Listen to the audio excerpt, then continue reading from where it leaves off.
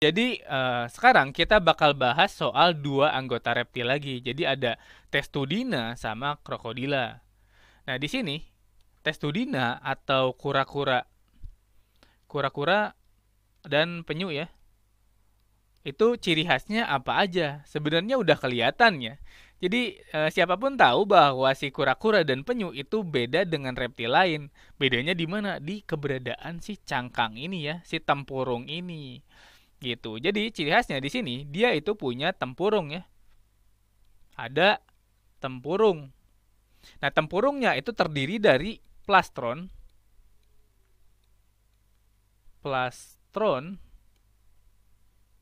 dan carapax atau carapace di sini. Plastron itu yang bagian bawahnya, carapax itu bagian atasnya gitu. Nah, terus abis itu juga ada ini ya, ada paruh di bagian mulutnya. Jadi mulutnya tuh dia ada paruhnya ya, mirip kayak pada burung gitu. Nah, di sini yang khusus, yang spesial di sini adalah si tempurungnya, ada plaston, ada karapax.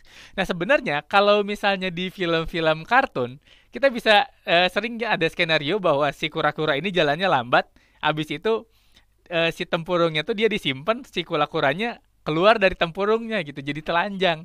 Nah, itu sebenarnya bisa nggak sih sebenarnya? Jadi si kura-kura ini kalau misalnya tempurungnya dilepas, dia bakal kayak gimana? Nah, sebenarnya itu skenario yang mustahil. Kenapa? Karena sebenarnya si tempurung kura-kura, baik itu si plaston atau karapaksnya, itu adalah tulang rusuknya yang nyambung sama tulang belakangnya, yang kemudian menyatu ya atau berfusi di situ. Jadi kalau misalnya kita pingin tahu tempurungnya itu dalamnya kayak gimana, kurang lebih kayak gini. Nah, gini ya. Jadi si tempurung ini dia ada tulangnya. Si yang bagian bawah atau si bagian plastronnya itu adalah tulang dadanya. Si bagian atas itu adalah tulang belakangnya yang kemudian nyatu dengan tulang rusuk yang memanjang. Jadi sebenarnya bagian-bagian sini, bagian yang jadi cangkang atas dan nyatu sama cangkang bawah itu adalah tulang rusuk dari si kura-kura ini sebenarnya. Jadi itu ya, perlu diingat bahwa cangkang itu adalah fusi dari tulang rusuk dan tulang dada. Jadi di sini saya tulis fusi dari tulang rusuk dan tulang dada itu dia menghasilkan cangkang kura-kura. Jadi dia nggak bisa dilepas gitu. Kalau misalnya ini dibelah ya mati kura-kuranya. Dan kalau kita ingat, si tulang rusuk dan tulang dada itu pada reptil itu perannya vital banget. Selain buat gerak, dia juga dipakai buat nafas kan. Nah, kalau misalnya si kura-kura itu gimana? Dia kan tulang rusuk dan tulang dadanya dia berfusi kan, dia nyatu kan, jadi cangkang kan. Artinya dia itu nggak bisa nafas pakai tulang rusuk dan tulang dada. Dia itu nggak bisa nafas kayak kita bernafas gitu. Dia nggak bisa mengembungin, dia nggak bisa membuat si tulang rusuknya itu mengembang atau mengempis karena dia keras kan. Dia di sini jadi terlapisi oleh tulang dan cangkang di sini kan. Gitu. Jadi si kura-kura itu bernafasnya pakai apaan? Kalau misalnya di darat, ya, kita ingat tadi ya, jadi si tulang rusuk dan tulang dada itu dia ada ototnya. Dan ototnya itu nyambung sama kaki. Kalau di darat, si kura-kura itu bernafas dengan menggerakkan kakinya. Tapi kalau di laut, dia itu bisa nafas pakai kulit. Tapi kulitnya itu khusus. Jadi kayak kulit pada amfibi ya. Kayak pernafasan kulit pada amfibi. Tapi dia cuma bisa bernafas lewat kulit yang ada di bagian sini. Jadi boleh dibilang bahwa penyu dan kura-kura kalau ada di air itu nafasnya bukan pakai tulang rusuk, bukan pakai tulang dada, bukan pakai ngegerakin kaki, tapi pakai pantat atau pakai kloakanya gitu. Itu trivia ya. Jadi gara-gara si tulang rusuk dan tulang dadanya itu nyatu jadi cangkang, yang artinya dia nggak bisa gerak, yang artinya dia nggak bisa kontraksi dan relaksasi. Akhirnya si kura-kura itu dia nafas pakai pantat gitu. Satu-satunya hewan yang nafas pakai pantat adalah kura-kura dan penyu doang gitu. Yang lain tuh nggak ada kayak gitu. Oke, itu sekedar pengetahuan umum aja. Lalu kita lanjut bahas soal krokodilia atau buaya ya.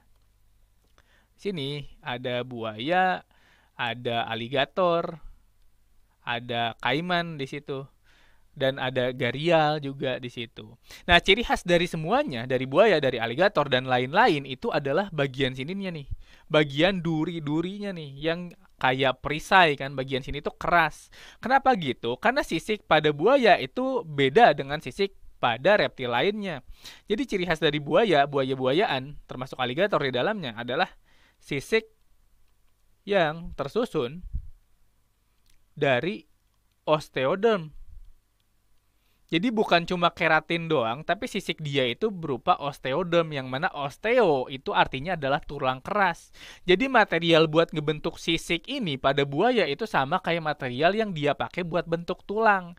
Yang otomatis dia itu sisiknya jauh lebih keras dibanding sisik pada kadal atau ular yang cuma keratin doang gitu.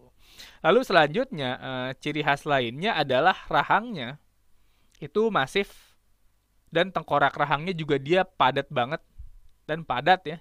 Terus postur tubuhnya itu memanjang kan, tapi juga dia kekar gitu. Atau bahasa Inggrisnya tuh robust, keras gitu, kekar gitu, kokoh gitu.